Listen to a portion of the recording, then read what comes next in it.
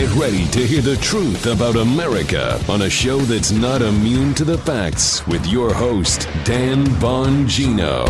Hey, I'm really, really sorry if you're getting your news from these media hacks. They just are seemingly incapable of telling the truth. It's like a truth block serum. You know, I have a truth serum. It's like the anti-truth serum. I've got a lot for you today. What really happened in Wisconsin? Wisconsin, what's going on? Listen, trust me, it's important. Please take my word for it. What happened in Wisconsin, got that. Got more on that. Trump was going to financially benefit from his $3 in stock in a drug company. I got that. Loaded show today. A little update yesterday on Christopher Steele that I'll transfer to today's show as well. Today's show is sponsored by ExpressVPN. You don't like the government spying on your online activity? I don't either.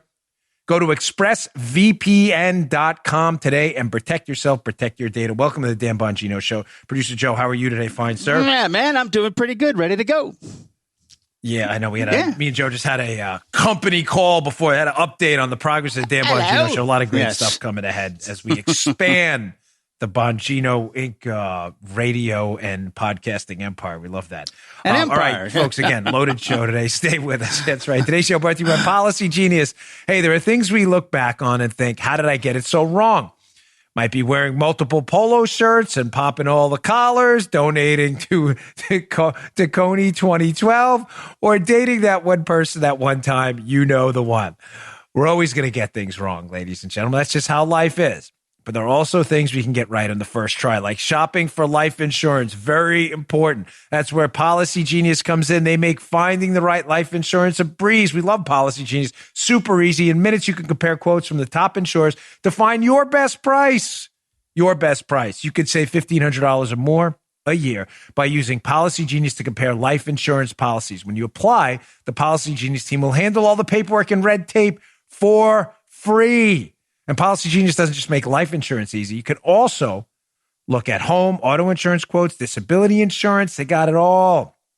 So even if you look back in your triple denim days in distress, you'll never be distressed about life insurance with Policy Genius. In just a few minutes, they can find you the best price. You can apply at policygenius.com. We get all things wrong from time to time. We all get things wrong from time to time. At least we can get life insurance right with policygenius.com, policygenius.com, policygenius.com. Yes. All right. There it is. I didn't even say let's go. You beat How me you to like the that? punch, but that's okay. That's Joe's all right. a little twitchy on the trigger finger today. Twitchy. All right. So just quickly, yesterday, there was this absurd story about how Donald Trump through a Dodge and Cox mutual fund he owns. I own shares in that too. So apparently I'm an owner of this company, Sanofi. Or Sanofi, whatever, Sonfai. Again, I own Dodge and Cox. I had no idea who this company even was. That produces hydroxychloroquine off patent, doesn't even sell it in the United States, apparently, and has donated most of their supply to France. That, Joe, you heard the dastardly story that Donald Trump owns shares in Dodge and Cox through a family trust. Oh, yeah. So he may own approximately about $99 in the stock. Therefore, that's why Donald Trump is pushing hydroxychloroquine. Again, if you believe this, I feel really bad for you. The New York Times is getting dunked on by everyone. Even the Washington Post and Snopes, left-wing rags, absolutely committed to disinformation themselves, Joe. Yeah. Even they're like, this was a really dumb story. Ken Vogel at the New York Times, known for dumb stories, by the way, put this absurdity out there. So I'm not going to relitigate this story.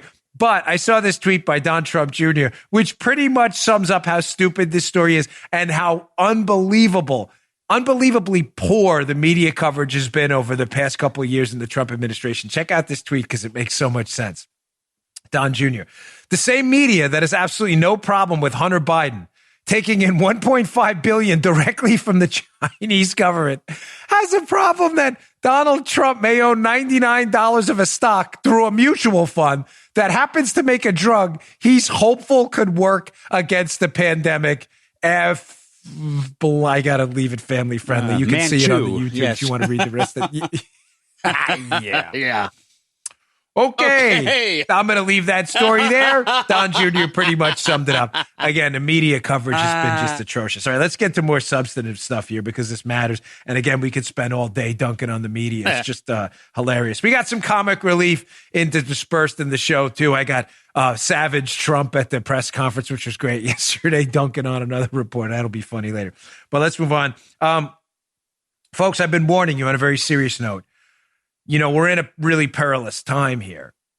Obviously, we're in the middle of a health crisis. We're also in the middle of a financial crisis, an economic crisis.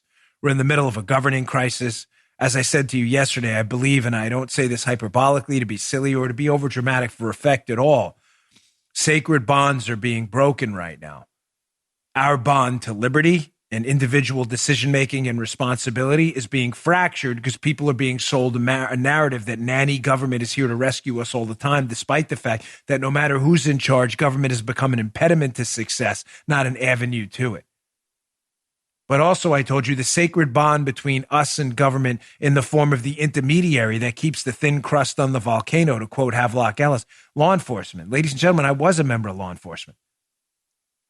There are politicians directing law enforcement to do things that I'm telling you, and I'm to all my police officer friends out there, and I deeply appreciate a lot of your, I'm getting this from them too, your correspondences. I appreciate your emails, your Facebook messages. I'm getting them.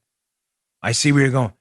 A lot of them are being instructed by police chiefs who are overly political and politicians and local mayors to do things that are going to fracture bonds we've had with law enforcement that have been pretty steady for decades. There's been ups and downs. I get that. Arresting people on paddle boards in the middle of the ocean by themselves. Guys, I'm sorry. There's no excuse for that. That's just silliness. I'm not blaming them. They're being instructed by people to do it. Right. But folks, these are bad calls.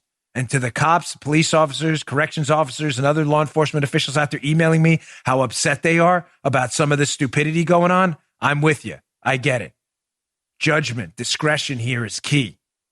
Please, ratting on our neighbors because they're walking their dogs by themselves, causing no danger to anyone else, is ridiculous. Ridiculous. But one of the other sacred bonds that's being broke is the bond between conservatives, libertarians, and the idea of a limited government.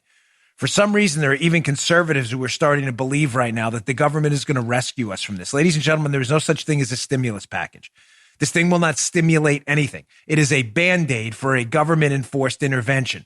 Fine. It's not a stimulus package.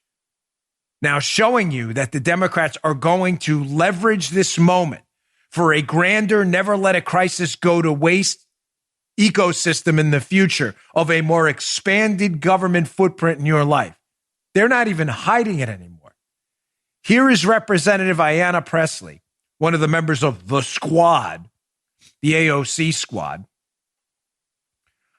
on a news program doing an interview discussing now, Joe, how in the next phase they want benefits for prisoners, people in the country illegally. Hell, why not the whole globe? The globe, why are we even stopping here? Yeah. We can go on to Mars, M theory, other universes, aliens from other planets, Saturnians, people from Jupiter, anywhere. I'm not talking about Jupiter, Florida. Why not just because the money fairy, Joe? Now, yes. If we can expand the government, she's not even hiding it. Listen to this interview. Check this out. I'm telling you, this is their never let a crisis go to waste moment. It looks like we're actually gearing up for Plan B of the CARES Act. And then beyond that, perhaps a package 4 that would focus on infrastructure and economic recovery. I know that I consider student debt cancellation to be critical to any comprehensive economic recovery. We need to continue to make federal investments in our community health centers. We need to center the humanity of every individual, family, and worker. And that includes not leaving behind our undocumented and our uninsured. We have to continue to make those investments to support vulnerable populations like those experiencing homelessness, incarcerated men and women. And again, we have to continue to support those small businesses. Oh, my gosh. Ladies and gentlemen, I'm sorry. I'm going to give you an optimistic note again because I'm not going to do 24-hour hysteria and bad news here. But, folks, we're going to stick with the economic portion of the show today. We're going to stick with the economics of this crisis because those are going to last. That's not going to go away. We're going to stay away from that other stuff for a moment. I'll get to maybe a little bit of it later.